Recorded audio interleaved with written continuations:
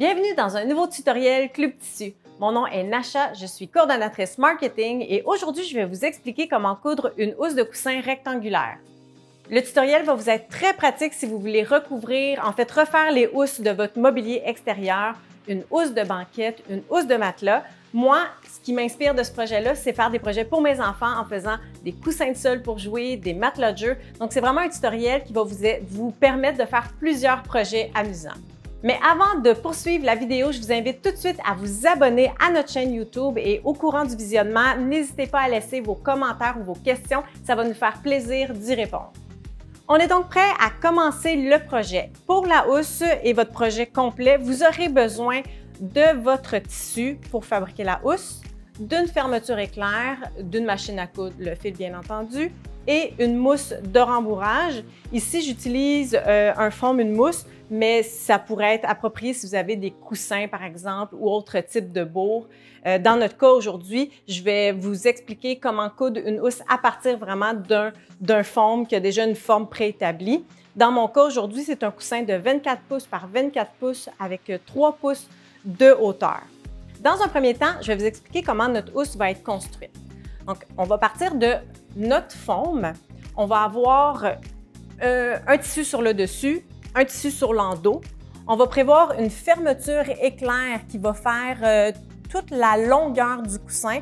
C'est important de le prévoir sur vraiment la longueur du coussin, le côté le plus long, parce que ça va grandement faciliter l'entrée de la mousse de rembourrage. Donc, une fermeture éclair qui va être rabattue de 2 pouces de chaque côté du coussin.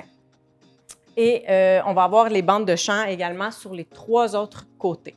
Donc, la première étape pour le projet va être de calculer les formes de vos pièces de tissu que devra avoir votre housse pour votre projet. Évidemment, les formats vont différer selon le format que vous souhaitez. Vous allez trouver sur notre blog toutes les explications du calcul complet pour pouvoir mesurer chacune de vos pièces. Ce qui va être important de se rappeler ou de savoir, c'est qu'on va avoir 5 pièces de tissu. Donc, on va avoir celui du dessus, du dessous. Dans mon cas, c'est des grandes formes carrées. On va avoir une bande qui va faire tout le tour des 3 champs. Donc, une très longue bande. Et on va avoir 2 plus petites bandes qui vont être utilisées pour la fermeture éclair et le rabat. Donc, je vous invite à visiter notre blog pour savoir comment calculer le tout. Aussi, détail à ne pas négliger, les marges de couture doivent être calculées. Vous devez les ajouter à ces formes-là. Dans le cas présent, moi, j'utilise une marge de couture de 1/2. Les calculs sur notre blog sont aussi prévus pour une marge de couture de 1/2 pouce. Avant de commencer la couture, je vous recommande de surjeter ou de faire un point de finition, un zigzag de finition sur chacune de vos pièces de tissu. C'est sûr que ça va être à l'intérieur de la housse. C'est pas absolument nécessaire puisque c'est pas des pièces qui vont être lavées régulièrement, mais on aime toujours avoir un projet qui est aussi beau à l'intérieur qu'à l'extérieur. Dans mon cas, j'ai pris le temps de faire un surjet sur chacune de mes pièces. Toutes nos pièces sont maintenant prêtes à être cousues. La première étape va être de venir poser la fermeture éclair. Donc, vous allez prendre vos 2 bandes de tissu les plus courtes et les plus étroites et on va venir les presser d'1/2 pouce, un seul côté, 1/2 pouce sur chacune des 2 bandes juste avant de venir installer la fermeture. Une fois que mes bandes ont chacun leur pressage de 1/2 pouce sur un côté, je vais venir installer la fermeture éclair. Donc, je vais venir la placer sur le pressage, en fait, d'1/2 pouce. Je vais commencer par un côté. Je vais venir l'épingler ou la pincer. Moi, j'utilise des pinces tout le long de ma pièce de tissu en laissant un petit jeu. On y va à l'œil, pas besoin de mesurer, mais un petit jeu où on va venir voir le tissu. Une fois tout pincé, on va aller passer à la machine à coudre avec, bien important, d'utiliser son pied de fermeture éclair.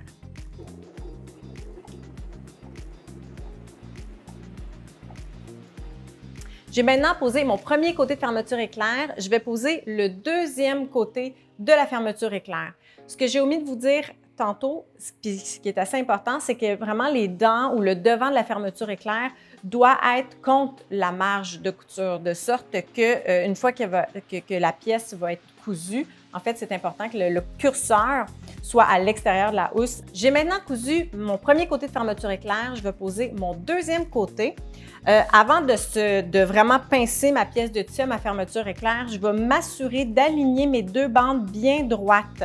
Donc, je vais venir les placer pour m'assurer que c'est bien droit. Puis, je vais venir me donner un petit guide là, pour le pincer avant de virer ma pièce et de finaliser ma mise en place de la fermeture éclair. Une fois que je vois que c'est bien aligné, je peux venir tourner ma pièce et vraiment pincer tout le long ma fermeture éclair pour passer ensuite à la machine à coudre. Avant de me rendre trop loin dans la couture de mon deuxième côté de fermeture éclair, je prends tout le temps de venir vérifier si une fois fermée, si mes deux pièces de tissu sont bien alignées. Je vois que oui, donc je peux continuer ma couture. Je préfère tout de suite découdre si ce n'est pas le cas que de le constater à la fin. Ma fermeture est terminée d'être posée. Je m'assure que tout concorde bien, que tout soit bien droit. Et je vais ensuite venir poser ma très grande lisière qu'on a déjà coupée, qui va servir en fait, qui va être les trois autres champs de mon coussin. Donc, je vais prendre les deux extrémités et face contre face, je vais venir la coudre. Donc, une extrémité à un côté de ma fermeture éclair. L'autre côté, je vais le coudre à mon autre extrémité de fermeture éclair avec une marge de couture de 1/2. Une fois que ça va être fait, je vais me retrouver donc avec tout le pourtour de ma housse de coussin cousu. J'ai maintenant finalisé la couture de mes 4 côtés. Mon grand tube va représenter les 4 côtés de mon coussin. Donc, avant d'aller plus loin, je vais tout de suite m'assurer que mon pourtour s'agence parfaitement avec ma mousse. Pour être sûr, si j'ai besoin de reprendre des coutures, je vais tout de suite le savoir. Donc, on y va approximativement. On s'assure que ça fonctionne.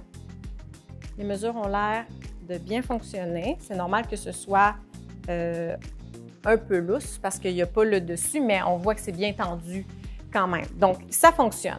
La prochaine étape, on va venir marquer les 4 coins de la mousse et les 4, pas les 4 coins, pardon, je devrais dire le centre avant, le centre arrière et les 2 centres de côté de ma mousse. Je vais faire pareil pour le tour de la housse pour finalement venir identifier mes 4 coins. Concernant la mousse, c'est un 24 par 24, donc j'identifie le milieu avec ma règle. Je sais que c'est à 12 pouces. Moi, personnellement, j'utilise 2 crayons de différentes couleurs pour mon marquage, c'est-à-dire un qui va identifier les devants, derrière et chaque côté à la fois de ma housse et de mon coussin. Et je vais utiliser un autre crayon pour identifier les 4 coins sur ma housse. Donc, avec mon crayon vert, je viens identifier les 4 côtés centré de ma mousse.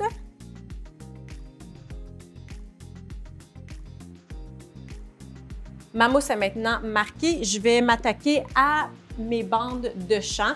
Donc, toujours avec mon crayon, je vais venir identifier le milieu avant, le milieu arrière et chacun des 2 côtés. On a une marge de couture de 1/2, donc on a un petit jeu pour faire notre marquage de crayon. Ça ne gênera pas le projet.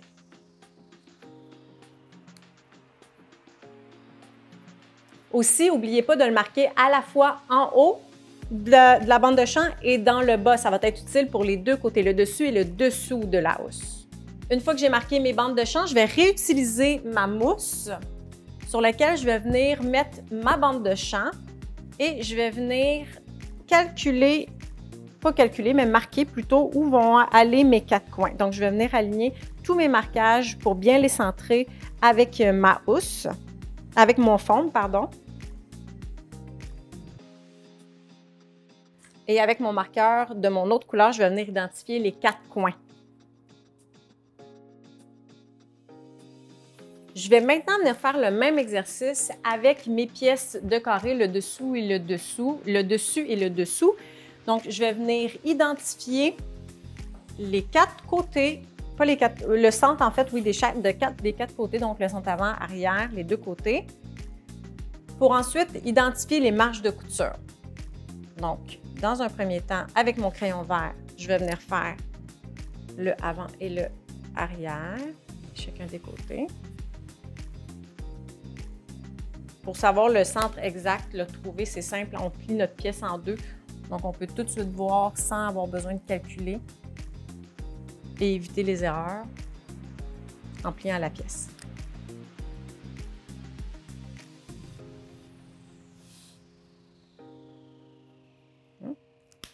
Et avec mon marqueur rouge, je vais venir identifier les marges de couture. Ce que ça va me permettre, en fait, les marges de couture ont 1/2 et rendu à la machine à coudre, je vais savoir exactement où je vais devoir laisser planter mon aiguille pour venir tourner le projet. Donc, plutôt que d'y aller approximativement, on veut des beaux coins, un beau carré, un beau prisme. Donc, plus il y a de précision, mieux c'est. Avec ma petite règle ou un ruban à mesurer, je vais venir vraiment identifier où ma marge de couture dans un sens et dans l'autre de 1/2. Donc, c'est à cet endroit précis-là que je vais venir planter mon aiguille. Maintenant que toutes mes pièces sont bien marquées, ça va faciliter grandement la couture. Donc, on est rendu à installer la bande de champ sur notre dessus de housse. On va donc venir aligner le centre de un côté de notre bande de champ. Là, c'est important. Moi, c'est un carré. Ce n'est pas important dans quel sens je commence. Évidemment, si vous avez un rectangle, prenez soin de vous assurer que vous alignez le côté le plus large avec le côté le plus large. On va commencer donc les 2 marquages de centre. On va les aligner. Je vais venir aligner mon marquage de centre de ma bande de champ avec le haut de ma housse.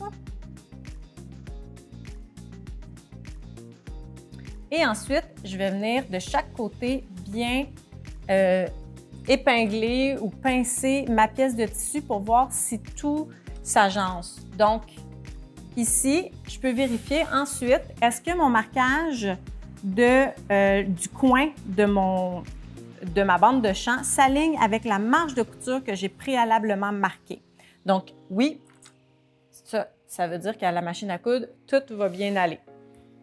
Si ça ne s'aligne pas, c'est le moment tout de suite de se rattraper, de refaire les calculs, de refaire les coutures au besoin. On veut s'en rendre compte avant de passer à la machine à coudre. Donc, je continue à vérifier.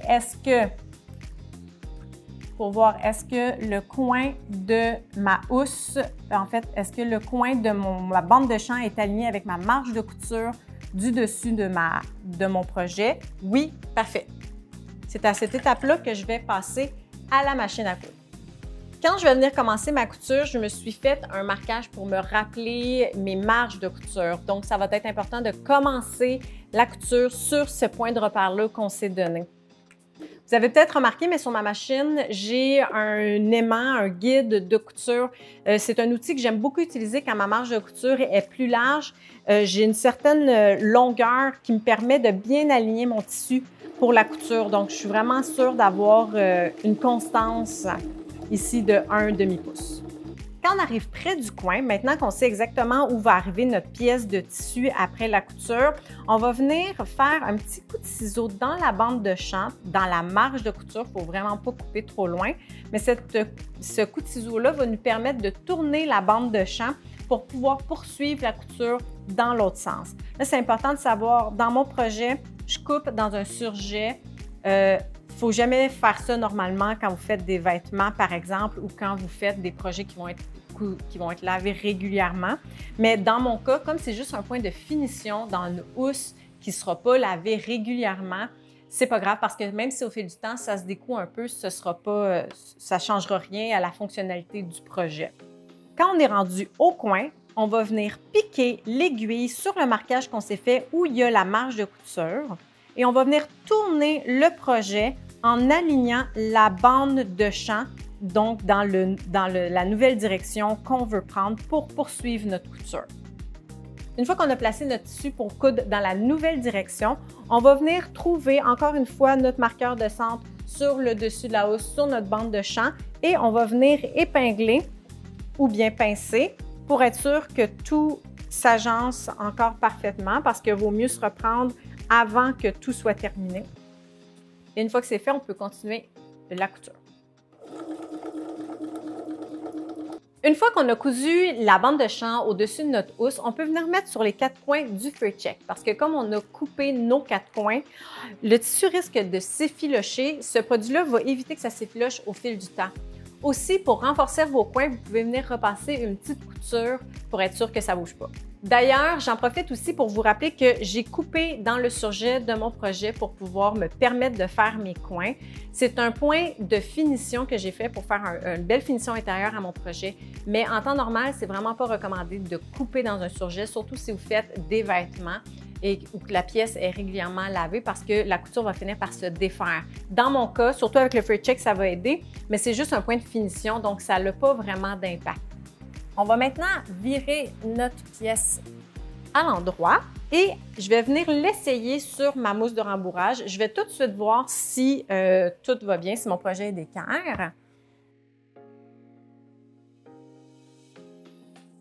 Bon, voilà, ça me confirme que tout s'agence bien. Ce que je vais venir faire maintenant, c'est à nouveau identifier mes 4 coins et je vais venir coudre la dernière pièce de tissu, donc le dos de ma housse, le dessous de ma housse. Je vais répéter exactement les mêmes étapes que pour le dessus.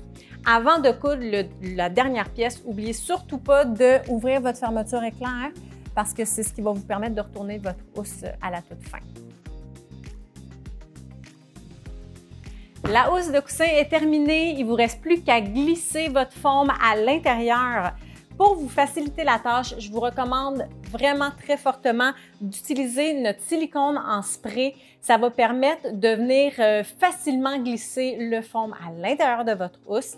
C'est vraiment important quand vous utilisez ce produit-là de l'utiliser à l'extérieur ou sinon de très bien protéger votre surface de plancher parce que c'est un produit qui permet de glisser.